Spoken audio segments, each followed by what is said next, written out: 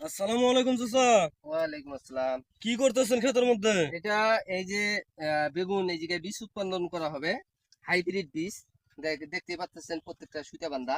ও এই এটা হাইব্রিড বীজ এগুলো করা হবে। হাইব্রিড, এগুলো হাইব্রিড, এগুলো তো বাজারজাত না। না না না, আমি এগুলি বাজারজাত না, এগুলি হাইব্রিড।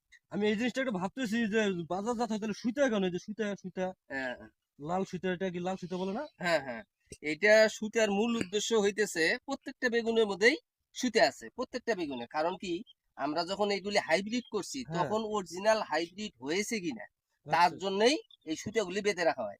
এর মাঝখানে যদি দেখা যায় যে যে সুতা নেই, যেমন এই ফুলটা খেয়াল করেন, হুম। সুতা নেই, এটা হাইব্রিড হয়নি, ও, তার এখন কারণ এটা এটা হয় ছিঁড়ে না। ফেলতে হবে। আচ্ছা। আর এটা হাইব্রিড হয়েছে তার প্রমাণ এই সুতাটা।